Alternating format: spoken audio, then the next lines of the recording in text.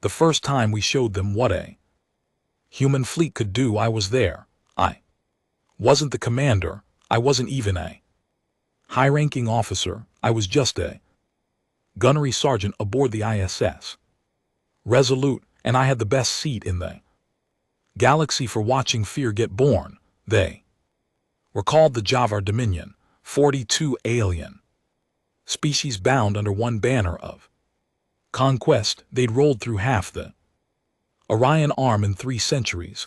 Every battle they fought, they won. Every enemy they met, they either absorbed or erased, and when they finally came knocking at Earth's doorstep, they didn't even bring their full strength.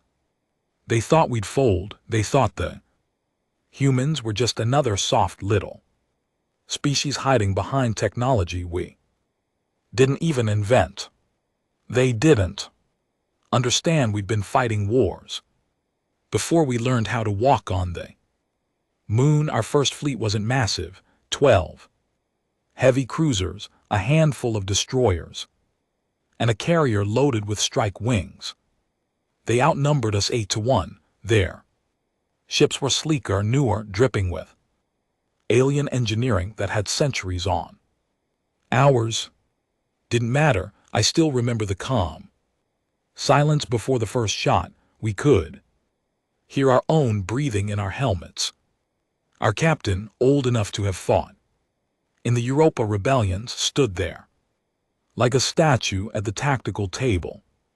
Then he gave the order, and hell opened. The Resolute's rail guns tore their lead in half before they even locked onto us. Our fighters swarmed like hornets, burning their way through the enemy's flanks.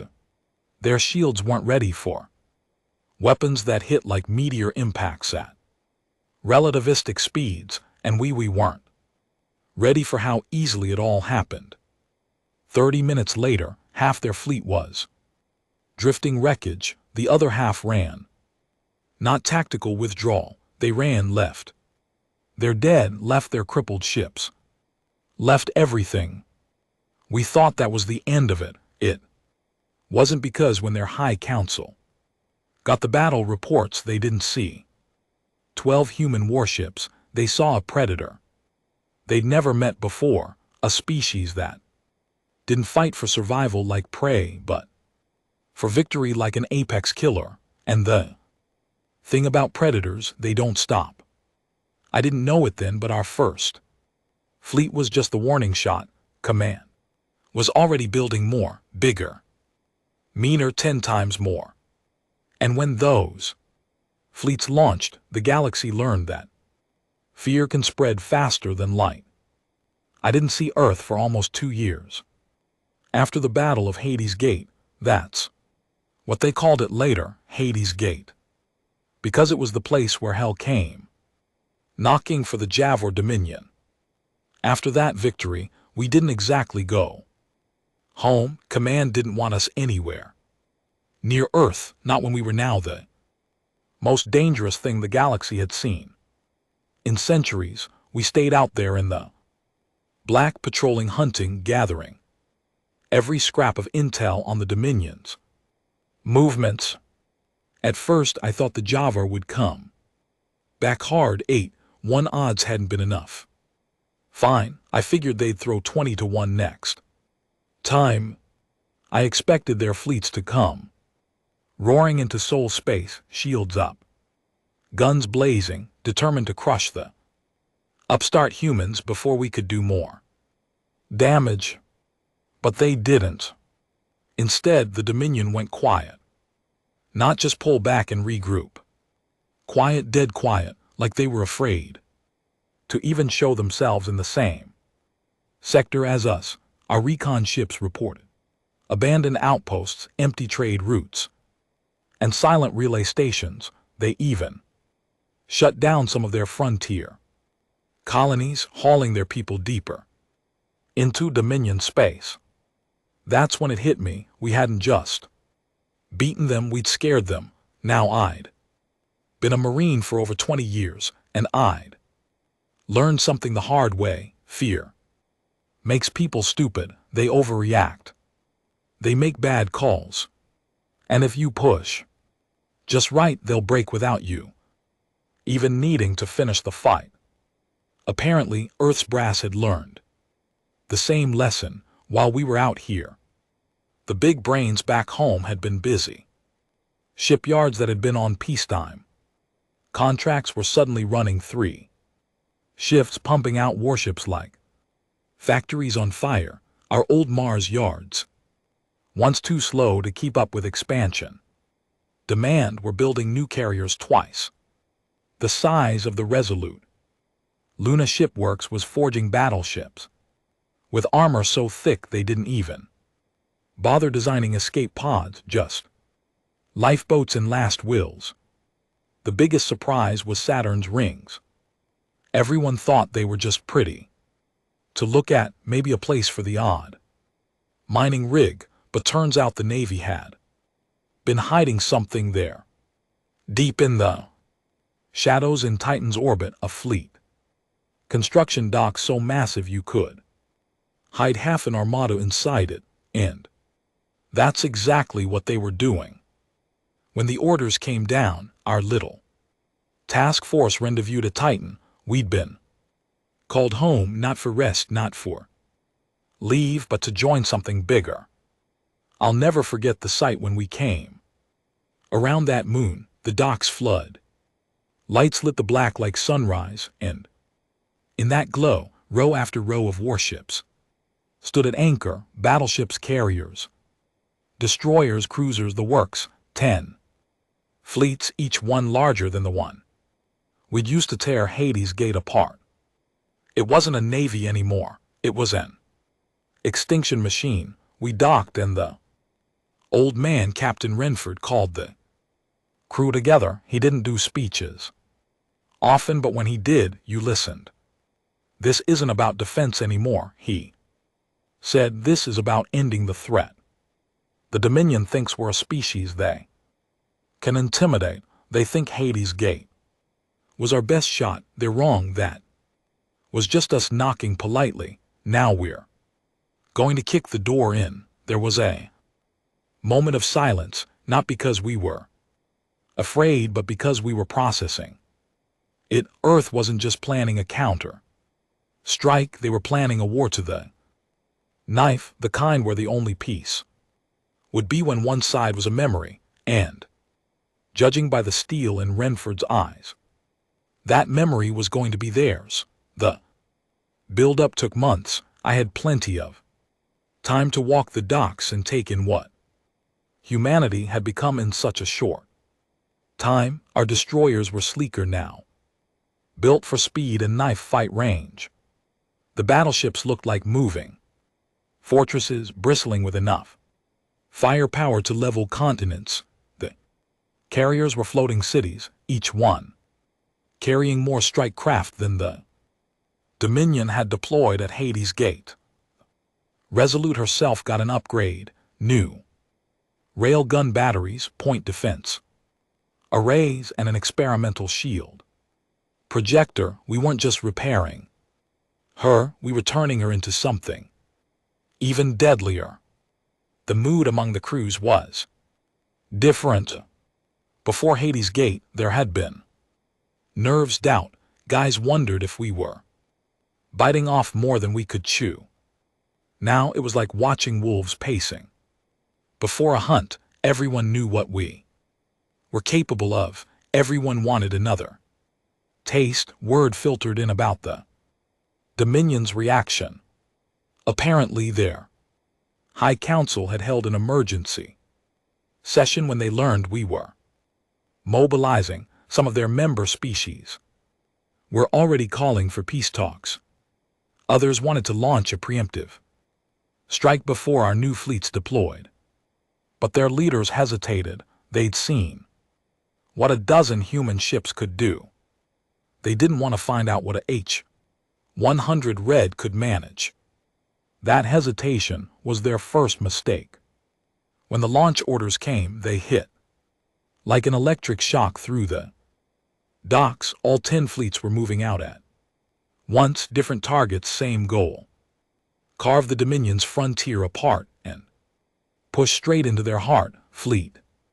1 hours was heading for the Karun corridor, a trade artery so vital to the Dominion that taking it would be like cutting off their air.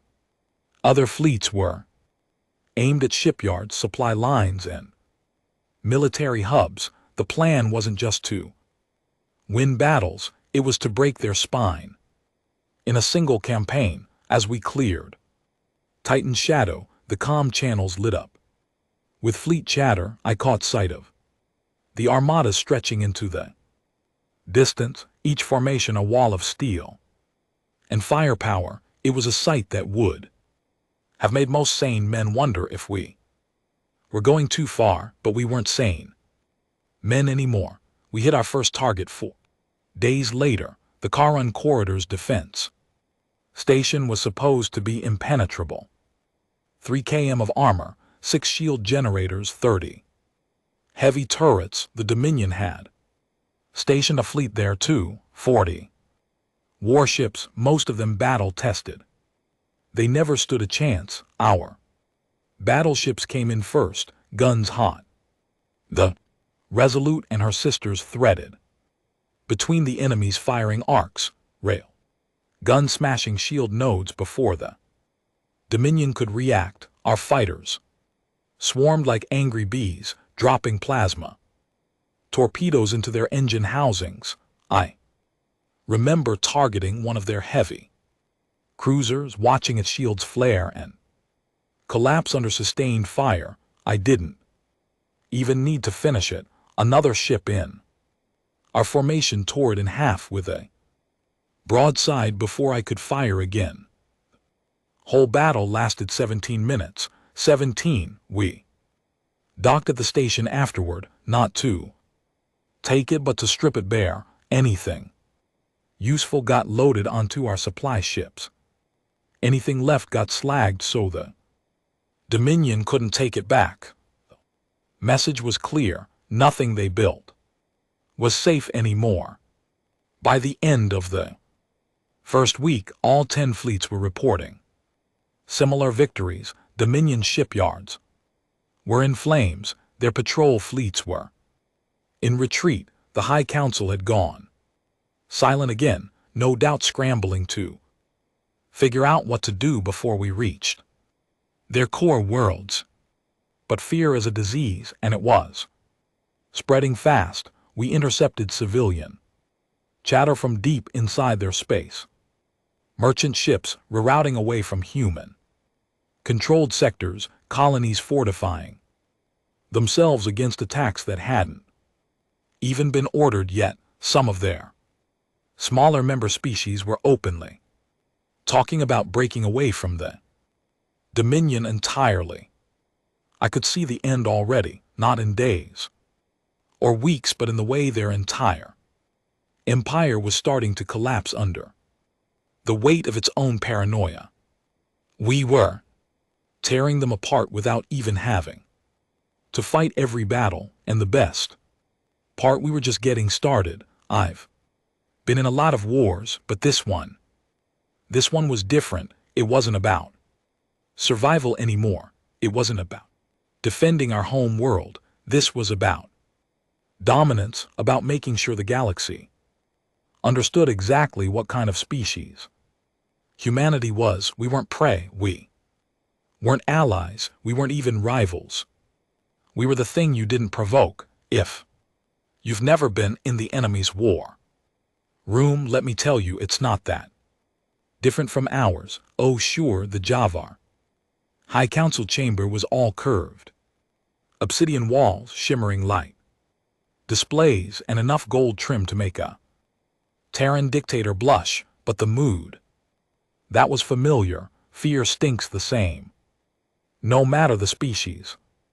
I wasn't actually there, not in person, but our intel boys had intercepted a live transmission from one of their own council relays. Someone inside the Dominion, someone high up, was leaking to us. We never found out who, but I like to think they'd seen Hades' gate and decided backing us was Better than dying with the rest of their empire. The feed came through our tactical display one night while the Resolute was still in the car run corridor. We were halfway through stripping a defense platform when Renford had us assemble in the comms bay. The image flickered to life. 12 alien figures seated around a crescent table, each one representing one of the Dominion's ruling species. They weren't arguing yet, they were doing that quiet teeth-gritted thing politicians do right before a fight. The High Chancellor, a tall black-scaled brute with eyes like molten silver, finally spoke first. The human threat must be met now. We have waited too long. The Karen corridor has fallen. The war foundries of V have fallen. Even the Yuri shipyards. He stopped because one of the others, a feathered creature with a long hooked beak, slammed its talons against the table. And whose fault is that? You insisted we withdraw after Hades' Gate. You said they would not advance further. From there it devolved fast. Voices overlapped, claws scraped. One of the smaller counselors, a jelly-like being in a containment sphere, was practically vibrating as it shrieked about human barbarism and unrestrained violence. I caught Renford's eye. He was smirking.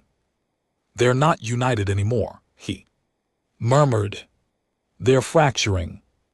On the feed, a new voice cut through the noise. It was quieter but sharper, like a knife drawn slow.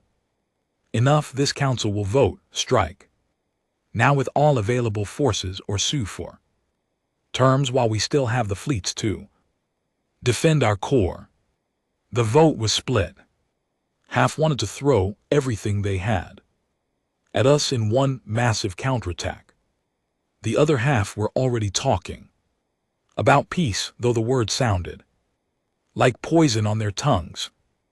In the end, they compromised, if you can call it that. They'd launch a counter strike, but not against our full strength. They'd pick one fleet, one they thought they could isolate and crush to make an example. We found out later they chose us. The attack came 3 days later, just as we were pushing deeper along the Karen corridor. Our fleet had been moving fast, too fast for them to regroup, but they must have been watching, must have found a gap. It started with a calm blackout. Our long-range channels jammed into static. Then our forward scouts went dark. Resolute sensors picked up ghost readings, drive signatures just outside our detection net, moving in fast. Renford didn't panic. He didn't even raise his voice. Battle stations, tighten formation, keep the destroyers on the outer ring. I ran to my gunnery station and pulled up the tactical feed. At first I thought the readings had to be wrong. There were so many of them. Capital ships, escorts, carrier groups. It was the largest single Dominion formation we'd seen yet, easily over 100 warships, and all of them were headed straight for us. The opening salvo was hell. Their battleships came in hot, hurling plasma lances that burned white against the black. One of our destroyers, the ISS Griffin, took a direct hit and blew apart before they even got a second shot off. Fighters poured in from their carriers, darting between our lines like angry wasps. But here's the thing, the Dominion still hadn't learned. Humans don't break in. The opening minutes, Renford's voice came over the comms, calm as if he were reading a weather report. Return fire, break their left flank. Gunners, aim for shield nodes and engine housings, make them choose between moving and staying alive. We followed orders, my rail guns locked onto a Dominion cruiser trying to swing in behind our formation. 2 shots and its shields went down like wet paper. A third shot split its engines wide open, venting drive plasma into space. Rest of the fleet fought like devils. Our destroyers weaved between enemy lines, dumping torpedoes into their carriers. Battleships laid down broadside salvos that made even their heavy cruisers buckle. And our fighters, God, those fighter pilots turned the void into a graveyard of enemy wreckage. Still the numbers were bad. We'd started the fight outnumbered 3-1. And even with our edge in close range brawling, they were grinding us down. The Dominion wasn't holding back. They wanted to bury us here in the dark and parade our wreckage across the galaxy as proof that humans could bleed. It was then, just when it looked like we might actually be pushed back, that the trap sprung. You see, Fleet 1 wasn't alone. Command had anticipated the Dominion might try something like this. 2 other human fleets, Fleets 4 and 6, had been shadowing us on divergent courses, just far enough out to avoid detection. When the Dominion moved in, they cut their drives cold, let inertia carry them into flanking positions, and then lit their engines right when the enemy was fully committed. The effect was biblical. Fleets 4 and 6 came screaming in from opposite vectors, weapons hot. Their opening volleys tore through the Dominion's rear ranks before the enemy even knew they were there. Suddenly the hunters were surrounded. On the Resolute, I swung my guns toward the confusion in their back lines. The Dominion ships were breaking formation, some turning to fight the new arrivals, others trying to run. It didn't matter which they chose. Both paths ended with a human broadside waiting for them. One by one their capital ships died, their carriers isolated and bleeding. Fighters went up in blossoms of fire. We cut their battleships apart like meat. The fight lasted another 40 minutes. By the end the void was thick with debris and drifting hulks. Out of the 100+ ships they'd thrown at us, fewer than 20 made it out alive. We didn't lose a single capital ship. After the Griffin, a few destroyers and frigates, some fighter wings, yes, but the core of our fleet was intact, and we just annihilated their best shot at turning the war around. Later, over the comms, we picked up more intercepted chatter from inside the Dominion. Apparently, the High Chancellor himself had been aboard one of the retreating ships. He'd survived but barely, and now his political enemies were circling like vultures, blaming him for underestimating humanity a second time. Renford called it right there. This war is over. They just don't know it yet. But here's the truth. I think some of them did know. We'd seen what fear looked like before. Now we were seeing what despair looked like. The Dominion had thrown their weight at us and found it wasn't enough. And when an empire built on conquest learns it's not the biggest predator in the forest, it starts to eat itself. That's what was coming. We wouldn't have to burn their worlds. They do it for us. We didn't give them time to breathe. That was the first rule now. Never let the Dominion regroup. Never give them a moment to rebuild confidence. We'd learned something from predators back on Earth. Once your prey starts running, you keep chasing until it drops. Command had shifted gears after the failed Dominion counterattack. The fleets weren't just hitting frontier systems anymore. We were moving into the marrow of their Empire core trade hubs, shipyards older than our species, fortified worlds they'd never imagined could fall, and they were falling. The Karen corridor became our highway straight into the Heart of their supply lines, every convoy we intercepted, every station we gutted was another artery cut. We didn't hold most of the territory we took. We didn't need to. The point wasn't occupation, it was strangulation. Our first core world raid was on Vethar Prime. According to the brief, it was a jewel of Dominion industry, planet-wide.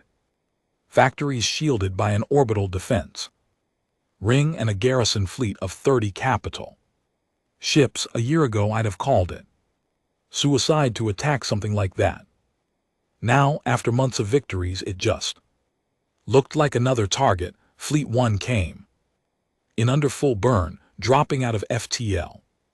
So close to their orbitals, we could see the sunlight flash across the towers on the surface. The defense fleet moved to intercept, but they were too slow. Our battleships smashed through their formation in the first pass, scattering them like debris in a storm. We didn't bother with a siege. This wasn't about taking their factories. It was about denying them. We pounded the surface. Not indiscriminately, we targeted their foundries, ship assembly yards, and power grids. Our rail guns punched through the planet's defensive shield. And when the barriers dropped, our bombers went to work. Precision strikes. Cold surgical destruction.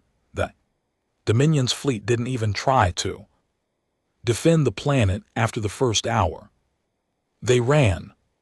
That was the new pattern. Every time we hit one of their untouchable worlds, the defenders were gone within the day. It was like the fight had been beaten out of them. But not everyone in the Dominion was willing to go down with the ship. We started getting signals from some of their member species, back channel offers, coded messages slipped into the calm noise. They wanted to talk. Not for peace, not exactly for defection, though. First were the Urus, a reptilian species that had been one of the Dominion's early conquests. They'd supplied the Dominion with warships for centuries. Now they were offering to hand over their remaining fleets to us in exchange for protection when the whole thing collapsed. Command accepted. Of course we weren't in the business of mercy, but we understood leverage. The Urus fleet joined ours within 2 weeks, giving us a dozen more capital ships and an entire network of their old military docks. Their defection sent a shock wave through the Dominion. Suddenly everyone was wondering who'd be next to jump ship. The High Council's paranoia went into overdrive. Purges, loyalty tests, executions, the kind of infighting you could smell from light years away. Our next major strike came at the Trosk Nexus, a Nexus station so massive it made our biggest carriers look like tugboats. It was the Dominion's central hub for FTL coordination in the sector. Without it, their fleets couldn't respond to our raids without adding days to their transit times. The Nexus was guarded by what was left of their elite, their black armored warships, the ones that had been in every major conquest for centuries. I'll admit, part of me thought this might finally be a real fight. It wasn't. The battle lasted less than an hour. They'd lost their edge. The moment our flanking squadrons hit them from 2 directions, their formation crumbled. The Resolute's guns took down one of their dreadnoughts in 5 shots. I can still see the explosion in my head. Bright bloom against the void, followed by the slow drift of a ship that had been a terror to 100 worlds. When the Nexus fell, we didn't destroy it. Command had other plans. We gutted its defenses and took it intact. It became our forward operating base, a spear planted deep in Dominion space. From There we could hit anywhere in there. Core within days, the deeper we went. The stranger it got, we started finding abandoned cities on core worlds, entire populations evacuated without a fight. Factories left running, machines working, with no one to oversee them. In some places we found signs of internal battles, Dominion forces firing on their own civilians, probably to suppress rebellion. We didn't intervene in those fights. That wasn't our mission. We weren't there to save them, we were there to win. But I'll admit there was something satisfying about watching them tear themselves apart. Every shot they fired at each other was one less aimed at us. We were 3 months into the core campaign when the Dominion finally tried something desperate. They called it the Scour Protocol. Our intel caught wind of it after we cracked a coded transmission between two high-ranking admirals. It was simple and brutal. If they couldn't hold a system, they'd burn it. Planetary bombardment, infrastructure destruction, even weapons. They wanted to leave nothing useful for us to take. The first world they tried it on was called Cav, a mining planet. 3 billion civilians, no real military presence. Fleet 3 had been on route to take it when they intercepted the Scour fleet. From what we heard, they didn't waste time on negotiation. They tore the Scour ships apart before they could finish deploying their payloads. Out of 20 Dominion vessels, only 2 escaped. After that, command made the Scour Protocol a death sentence. Any Dominion ship caught carrying Scour weapons was destroyed on sight. No quarter. It didn't stop them from trying again. Desperation never makes people smarter. By now the Dominion wasn't a united empire anymore. It was a patchwork of splintering factions. Some wanted to surrender, some wanted to keep fighting no matter the cost, some wanted to cut deals behind the Council's back. We exploited all of it. One of my favorite moments came when we intercepted a Dominion fleet headed to reinforce a core world garrison. Halfway through the battle, the enemy's own escort ships turned on their carriers, blew them apart from inside the formation. They weren't ours. They were just done dying for the Council. They opened a channel mid-battle, told us they were withdrawing, and then jumped to deep space. We never saw them again. Renford liked to say we were past the tipping point. I think he was right. War wasn't about who had the bigger fleet anymore. It was about will. And the Dominion's will was gone. The only question left was how far Command was willing to push. Were we stopping at breaking their fleets, or were we going to wipe the Dominion off the map entirely? The answer came in a closed briefing on the Resolute.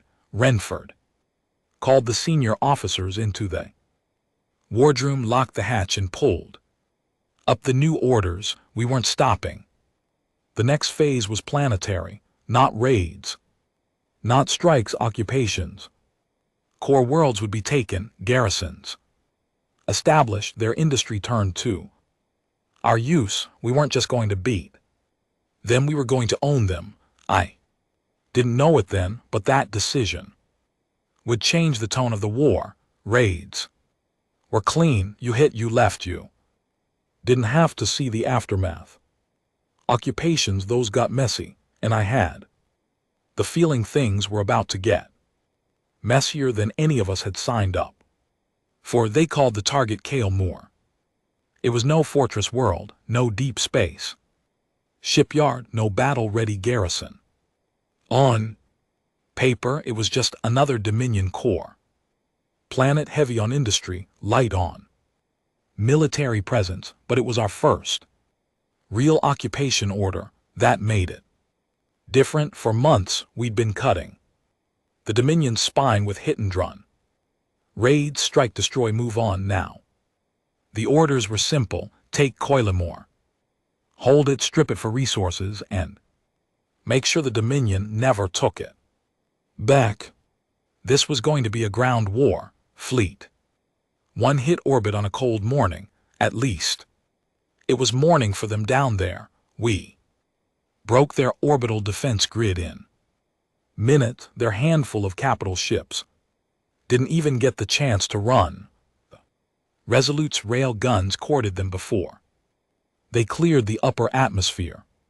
From high orbit, Coilemore looked beautiful.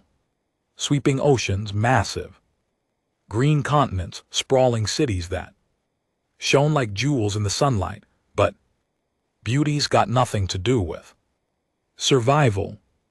The first wave went in hard, dropships loaded with Marines, armored walkers, and enough heavy ordnance to level half the city blocks if we needed to. I was with the second wave assigned to secure the southern industrial district in Coilemore's capital. The drop was rough. Anti-air fire wasn't heavy, but it was enough to make the sky light up like a storm. One of our transports took a hit and spiraled into the ocean. No survivors. The rest of us came in low, weaving through the towers until we touched down on the landing pads outside the factories. We hit resistance right away. Dominion infantry, light armor, plasma rifles, and the kind of grit you only see when people are defending their own streets. They didn't have the numbers to stop us, but they weren't trying to stop us. They were trying to bleed us. Every corner was an ambush. Every rooftop had a sniper. They'd let us take a block, then hit our supply line from behind. We fought for 20 hours straight before we could even set up a perimeter. That was the first taste of it. Occupation wasn't like ship to ship combat up there. It was clean. You never saw the people you killed. You just saw the wreckage drift by. Down here it was different. We kicked down doors and found families huddled in basements. We cleared apartment blocks that still smelled like breakfast cooking in the kitchens. We saw the faces of the people who hated us. Not soldiers, not politicians, just civilians who'd been told we were the monsters coming to burn their world. And maybe they weren't wrong. By the end of the first week, we had the capital locked down. The factories were under our control. The ports secured. The spaceport cleared for our resupply runs. But holding a city isn't the same as owning it. The Dominion knew it.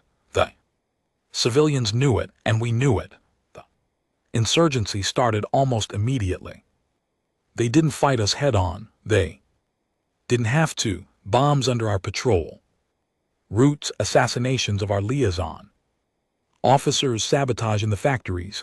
One night they hit us with a chain of coordinated attacks, blew 3 fuel depots, sniped a comms relay team, and planted explosives in one of our barracks. We lost 23 Marines before dawn. Command's response was as blunt as you'd expect. Renford called an emergency meeting in the Coilemore Governor's Palace. Now our forward command. He didn't bother sitting.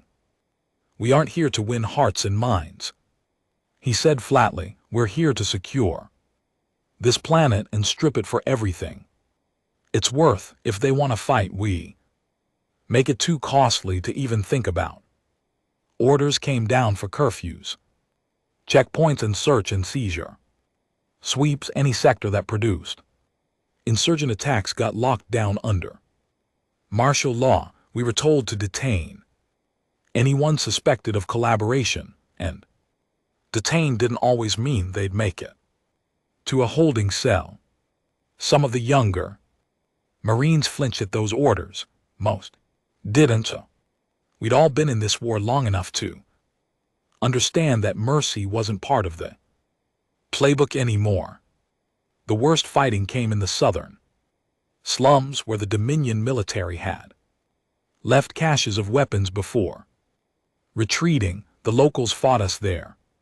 For 3 weeks straight, they weren't soldiers, but they fought like they had nothing to lose. We brought in armored walkers to clear the streets. They brought in scavenge plasma launchers to knock them out. Every time we thought we had them cornered, they slipped into the sewer tunnels and came up 3 blocks away. One night I was leading a patrol through those tunnels when we walked straight into an ambush they'd set up. In the dark, no lights, just the glow of their rifles. When they opened up, we lost 2 men in the first few seconds.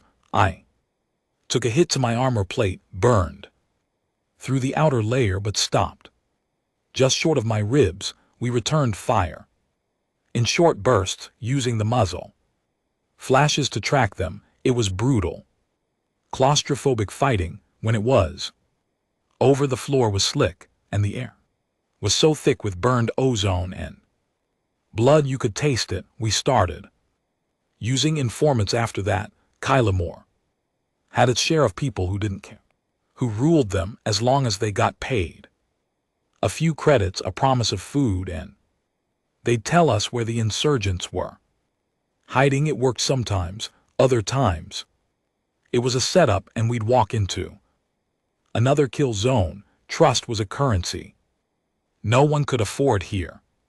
After 2 months, the Dominion Central Command stopped trying to retake Kylamore. They'd written it off, but the insurgents didn't stop. If anything, they grew bolder. One morning they hit the main power station for the entire capital, blew the generators, cutting electricity to our command posts, our barracks, and half the civilian districts. Renford's orders were simple: take it back at any cost. We went in with everything: armor, infantry, support. The fight for that station lasted 46 hours. We lost 38 Marines, 3 walkers, and 2 dropships before we cleared it. When it was over, we didn't rebuild it, we fortified it. Every approach was mined, every rooftop within firing distance was flattened. By month 3, Kylamore wasn't the same planet we'd landed on. The skyline was scarred with blackened towers. Half the factories were shut down or running under our direct supervision. Streets were empty after curfew, and the people who did walk them moved with their eyes down, not meeting ours. We'd one, if you could call it that, thing this was just one planet, one occupation. The Dominion had dozens more worlds like it. If this was the new phase of the war, we were going to be fighting like this for years. Some of the men started to question it. Not out loud, not where command could hear, but in quiet conversations in the barracks we'd signed up to defend Earth, not grind a foreign empire into the dirt, one city at a time. Me, I didn't waste time on questions. Orders were orders, but even I could feel it. This was different from the clean victories in space.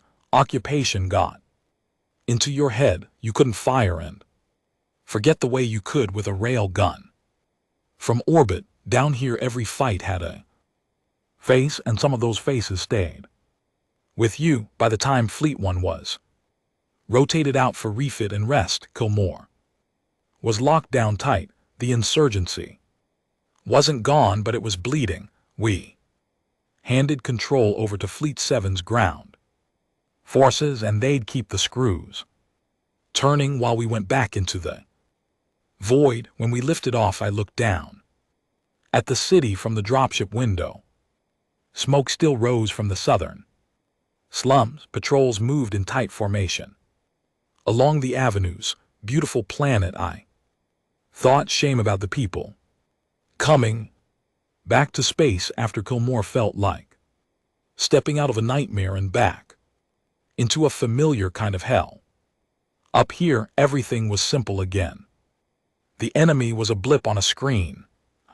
Shape in the void, you pointed the guns, pulled the trigger and moved on. No faces, no civilians, no screaming in the rubble, but the war had changed us.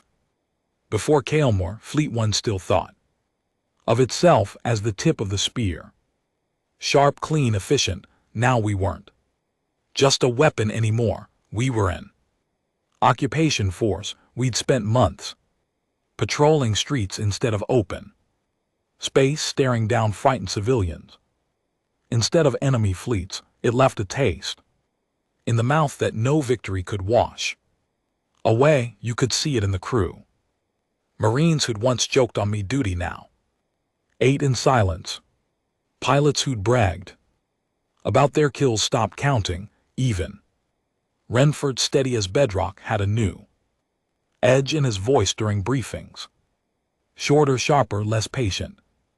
It wasn't fatigue, it was something else, something heavier. Our new orders were to push deeper into Dominion core space, target major fleet hubs, and if possible, force their leadership into talks. Command didn't phrase it as a surrender demand, but everyone knew that's where it was headed. The Dominion was bleeding fleets faster than they could build them. Their supply lines were fractured. Member species were bailing out. It was only a matter of time before their High Council had to choose between bending the knee or dying. On it, our first target post Kilmore was the Vascar shipyards. On paper, this was the jewel of their military industry, a ring station the size of a small moon, bristling with dry docks, foundries, and launch cradles. Dominion engineers had been building ships here for centuries. We didn't plan to occupy it. We were going to take it apart piece by piece. The approach was textbook. Fleet 1 dropped out of FTL in tight formation, battleships in front, carriers tucked behind, destroyers fanning wide for interception. The station's defensive grid came online instantly. Massive plasma turrets locking onto our lead ships. Renford didn't give them time to fire. All batteries, concentrate fire on turret clusters. Bravo through Delta. Carriers scramble, strike wings. The first volley from our rail guns punched through 3 of their main turrets. Before the Dominion even got a full salvo off, fighters tore into their point defense arrays, opening gaps for the bombers to slip through. The station didn't fall quietly. Dominion warships surged out of the dry docks, throwing themselves into the fight before they were even fully crewed. Some of them were so fresh their hull paint was still wet. It didn't matter, we shredded them. When it was over, the Vascar shipyards were nothing but twisted metal and drifting slag. We left their debris in orbit as a monument and a warning. The victory felt empty. The crew barely cheered. Even the pilots came back to the carriers without the usual swagger. It wasn't that the fight hadn't been satisfying. It was that it hadn't been a challenge. The Dominion wasn't meeting us blow for blow anymore. They were dying in pieces. Some of the older veterans started whispering about overkill, not out of pity. None of us had that left for the Dominion, but out of the cold calculation that maybe we didn't need to crush them this hard. Thing was, command didn't see it that way. The more the Dominion bled, the more they wanted. The first hint of surrender came 2 weeks later. We'd been tracking a Dominion courier ship through the Karun corridor, expecting it to lead us to another retreating fleet.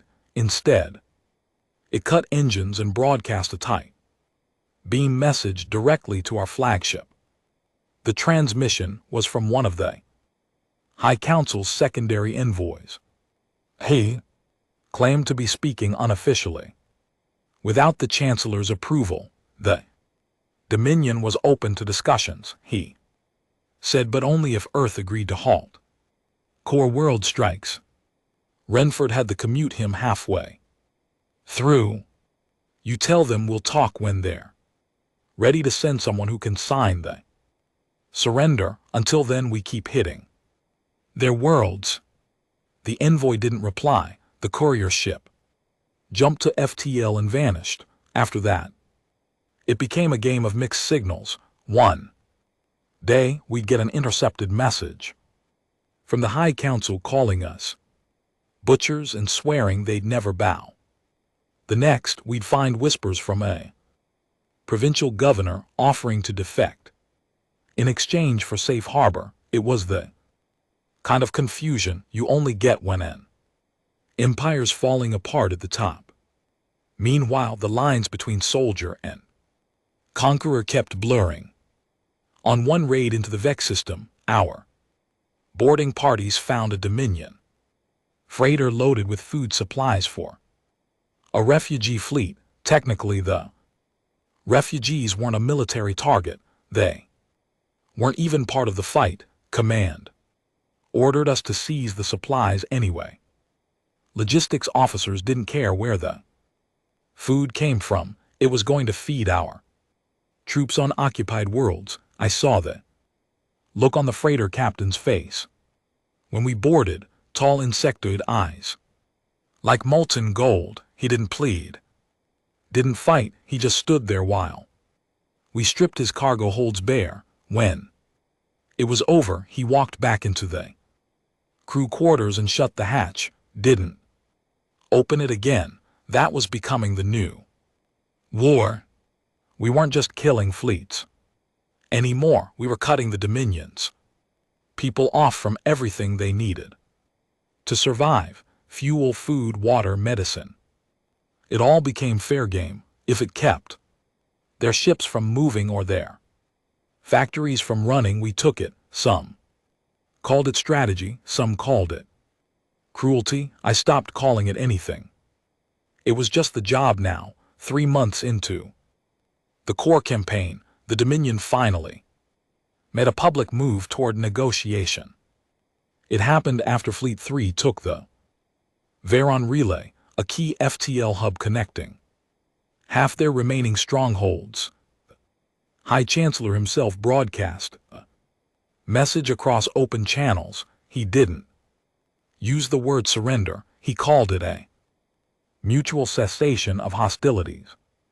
He wanted a ceasefire, territory freezes, and recognition of Dominion's sovereignty over what remained of their core worlds. Renford watched the broadcast without a word, then had it replayed in the wardroom. This isn't an offer, he said when it was over. It's a stalling tactic. They want to buy time to rebuild what we've broken. Command won't bite. He was right. The answer from Earth came back within the day. No negotiations until full and unconditional surrender. The Chancellor's broadcast went silent. Dominion propaganda started calling us extinctionists. Maybe they weren't wrong. That's when the tone in the fleet shifted again. Some officers started talking openly about wiping the Dominion out completely, not just dismantling the Empire but erasing it from the star maps. No more core worlds, no more High Council, no more anything. Others warned that going that far would make us the new tyrants. It didn't matter. The people making the calls back on Earth had already decided we weren't stopping until the Dominion couldn't get back up. The next set of orders was proof enough. Coordinated strikes on every remaining shipyard, relay station, and military command center in Dominion space. We weren't waiting for them to come to the table anymore. We were going to take the table, break it, and burn the pieces. Fleet One's part in it would take us right to the edge of their capital world. Renford didn't sugarcoat it during the briefing. This is the final push. They've got nothing left to throw at us except whatever's defending their home world. Once that's gone, the war's over, one way or another. And I remember thinking, one way or another didn't necessarily mean we were walking away as the heroes. They called it Velthar Prime, the Dominion's cradle world, the seat of their High Council, the planet they swore no foreign fleet would ever see, much less threaten. And now Fleet One was staring at it through the forward viewport. We didn't come alone. 3 human fleets had rendezvoused at the edge of the capital system: Fleet 1, Fleet 2, and Fleet 6. Behind us, the remains of the Eurus defectors and 2 other Dominion breakaway factions hung back in support, their ships patched together with human tech. The Dominion knew we were coming. You could feel it in the calm silence, in the way the capital system bristled with defense satellites, fortified stations, and minefields so thick our sensor displays lit up like someone had scattered broken glass across the void. This wasn't going to be another quick kill. This was their Alamo. Renford's voice carried over fleet-wide comms before we moved in. This is the last fight, gentlemen. You've all seen what they do to the worlds they take. You've all buried friends they've killed. Remember that. Today we break them or we don't come home at all. The tone wasn't bravado. It wasn't even anger. It was cold and absolute. The kind of voice a man uses when he's already decided the only outcome worth living for is total victory. We jumped first to the outer edge of the minefield. Fleet 6's destroyers moved in to clear a path, picking off mines with pinpoint gunfire. A few detonated prematurely, sending shock waves through the black, but nothing that slowed the advance.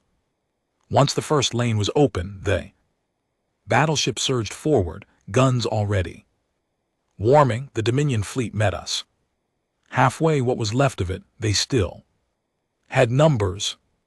God, they had numbers, carriers, cruisers, battleships, and a handful of massive dreadnoughts we hadn't seen before. Hulking slabs of armor with spinal plasma cannons that could gut a capital ship in one hit. But we had something they didn't anymore: momentum. The first exchange was brutal. Dominion plasma fire lanced through the black, carving molten wounds in the hull of one of Fleet 2's lead battleships. Our rail guns and missile batteries answered kind, shattering the shields on 2 enemy carriers and setting their flight decks aflame. Fighter wings swarmed the space between the fleets, a storm of flares, tracers, and burning wreckage. Pilots died by the dozen on both sides. The comms were a mess of clipped orders, frantic warnings, and death calls.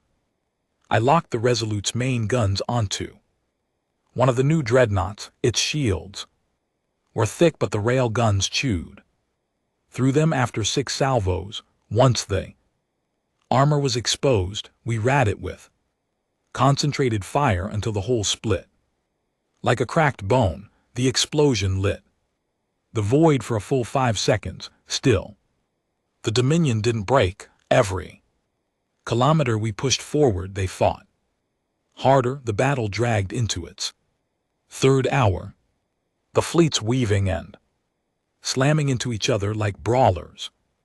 Locked in a clinch, Fleet 6 took the brunt of it. 2 of their carriers destroyed, 3 battleships crippled. But every ship they lost bought us another step toward Velar Prime. By the 5th hour, we'd smashed their First defensive ring, their fleet was pulling back toward the second, regrouping around a cluster of orbital fortresses that looked like jagged obsidian towers bristling with guns. That's when the High Chancellor finally spoke. The transmission hit every channel at once. His image filled our display. Tall, black-scaled, those molten silver eyes glaring like he could burn through the screen. Humans, he said, his voice a low growl. You think victory is yours because you have slaughtered your way here, but you will not set foot on Thera Prime. This is where you end. Renford didn't even blink. You had your chance to surrender months ago. Now we finish it. The Chancellor's jaw tightened, then the channel cut. They came at us again, every remaining ship in the system. No more defensive lines, no more fallback position, just a wall of steel and firepower hurtling straight at us. It was chaos, point-blank engagements between capital ships, boarding actions as desperate Dominion crews tried to our flagships. From the inside, Fleet 2 lost another battleship when a Dominion cruiser rammed it head-on, tearing both ships apart in a spray of molten debris. We gave as good as we got. Fleet 1's destroyers gutted 2 enemy carriers. The first 15 minutes of the renewed assault, our bombers swarmed there, dreadnoughts like hornets hammering their weak points until the big ships bled themselves apart. Still, the cost was mounting. An hour into the final push, we punched through their last fleet formation. Void between us and Velar Prime's orbit was clear except for the orbital fortresses. Renford ordered every gun in range to focus fire. The fortresses were tough, their shields holding against the first volleys, but under the combined fire of 3 human fleets, they fell one by one. When the last fortress split open, we had an unobstructed line to the planet. That's when the real choice came down. Command back on Earth had sent us sealed orders before the battle, only to be opened if we reached this point. Renford cracked them on the bridge, his expression unreadable as he scanned the text. Then he looked up, eyes like cold iron. Earth wants us to glass the surface. Nobody said anything at first. Then someone, one of the junior officers, spoke up. Sir, that's the capital. Billions of civilians. Renford didn't answer right away. His gaze swept the bridge, taking in each of us. The order is clear. Total planetary bombardment. No survivors. No chance for them to rebuild.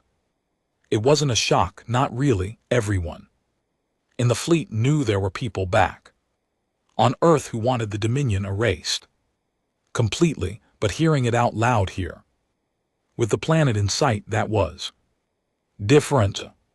The bridge went quiet except for the low hum of the Resolute systems.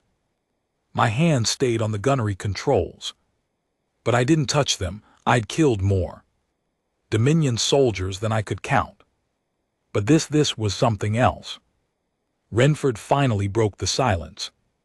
Prepare the bombardment protocols, but until I give the order, we hold fire. No one argued. Down on Velthar Prime, the orbital view showed cities glittering under the clouds. Even from space you could see the layout. Sprawling metropolises, vast industrial complexes, sprawling green belts. It was the beating heart of their empire. Destroying it would end the Dominion, no question, but it would also burn our names into history as the species that committed genocide to win. The High Chancellor opened a channel again, his face strained now, his voice raw. You want this world, then take it, but you will never erase us. If you burn Velar Prime, we will haunt your species for The rest of your existence. Renford didn't reply immediately. I could see the weight of it on him. This was the moment. Do we pull the trigger or do we give them one last chance to surrender? That's where we stood, 3 fleets in orbit, guns locked on the Dominions. Home world, the fate of billions hanging on a single word from our captain. The Resolute's bridge was silent except for the faint hum of the reactors and the occasional ping of the targeting systems locking onto new coordinates. Below, Velar Prime filled half the viewport, and ocean and continent marble wrapped in slow rolling clouds. It would have been beautiful if you could forget what it stood for. This was the throne world of the Dominion. Every order of conquest, every campaign of subjugation, every slaughter that had fueled their empire had begun here. I had no love for it. No one on the bridge did, but hate and duty are 2 different things. And now the 2 were staring each other in the face. Renford stood with his hands clasped behind his back, looking down at the planet like a man weighing a stone in his palm, deciding if it's worth throwing. He turned toward us. Command's orders are clear, he said, voice low but steady. They want Velar Prime gone, but I didn't bring you all the way here just to follow orders without thinking. Nobody moved. Nobody breathed. We could end them now, he continued. 1 order and they're finished, but we'd be burning billions of civilians. The history books will remember that, and so will the survivors if there are any. You all know what that means. I knew. We all did. The Dominion was broken, but hatred doesn't need a fleet to survive. All it needs is memory. If we glassed the planet, every surviving Dominion species would carry that memory like a knife in the dark. Renford's eyes found mine for a moment. I didn't nod, didn't shake my head. I was a gunnery sergeant. My job was to fire when told, but part of me hoped he wouldn't give the order. The High Chancellor came back on the line. His voice was rougher now, stripped of the pride it had carried hours ago. Captain Renford, I will give you this. Once Velar Prime will surrender unconditionally, my fleet will stand down. Our weapons will be powered down. But you will spare the planet. Renford didn't look at the screen. He just asked, and if I don't, then you will kill billions and you will create an enemy you can never destroy. We will teach our children your name and they will teach theirs until the day comes when we can repay you in full. Renford didn't answer right away. He shut off the comm and turned back to us. Open fleet-wide channel. The comms officer nodded, and Renford's voice went out to every ship in the Armada. This is Captain Renford, the Dominions. Capital is within our guns. Command has ordered us to destroy it. The Chancellor has offered unconditional surrender if we spare it. This is the decision. We either wipe them out or we take their surrender and end the war. I'm making the call. He paused long enough for every man and woman on those ships to lean forward, to hold their breath. We take the surrender. There was no cheer, just a collective exhale across the fleet. Relief maybe, or just the end of the waiting. Renford reopened the channel to the Chancellor. Transmit your surrender to our flagship. Any resistance from your fleet, any sign of weapons coming online, and we end. You understand? Understood, the Chancellor said, and for the first time I believed him. Surrender came through minutes later. Every ship in orbit powered down its weapons, ground defenses on the planet Went dark. The High Council transmitted a formal statement recognizing Earth's authority over all former dominion territories. It was over. Occupation was different this time. We didn't land like conquerors. We landed like wardens.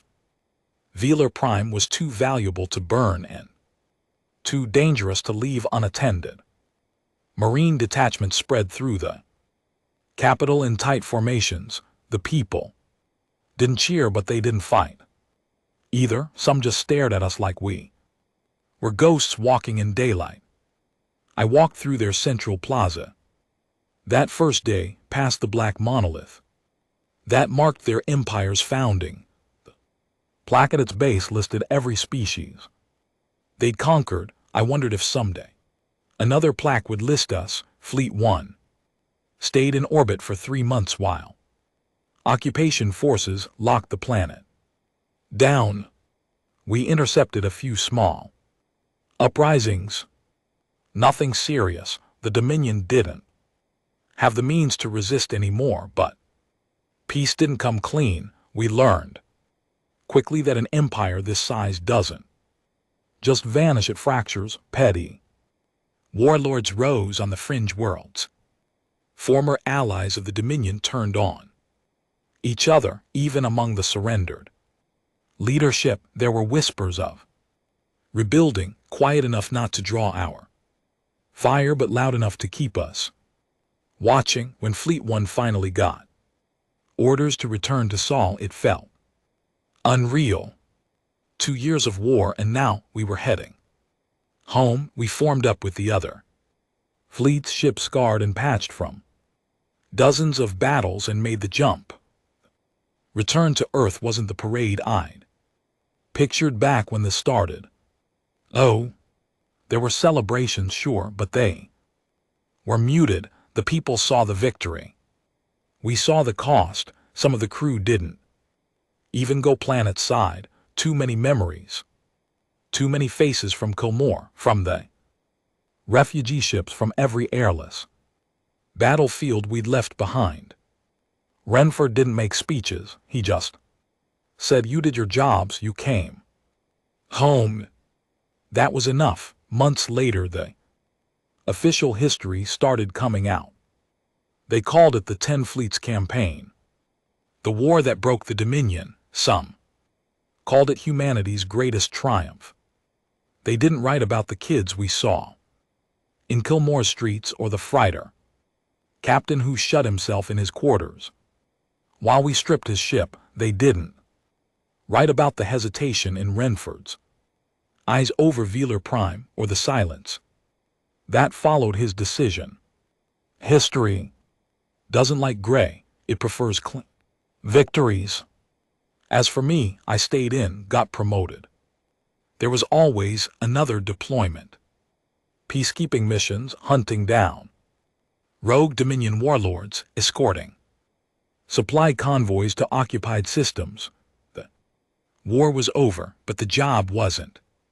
Sometimes I'd pass a planet we'd hit during the campaign, and I'd wonder if they remembered my ship, my guns. I'd wonder if they told their kids about the humans who came from the black and decided their fate in a single day.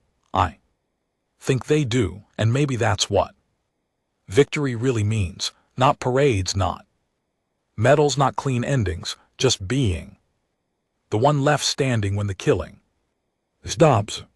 The last time I saw Renford, we were both in orbit over a fringe system, watching a small Dominion colony sign over control to a local governor we'd backed. He looked older, lines deeper, hair grayer, but his eyes were the same. Still cold, still steady. "You ever think about Velar Prime?" I asked him. He didn't look at me when he answered, "Every damn day." The galaxy called it peace, but for those of us who fought it, peace was just a word. What we had was quiet, and quiet doesn't last forever. That's the end of the war and the start of whatever comes next, because if history's taught me anything, It's that someone somewhere is always waiting to test the apex predator, and when they do, I hope they remember. One fleet was enough to terrify them. Then Earth unleashed 10.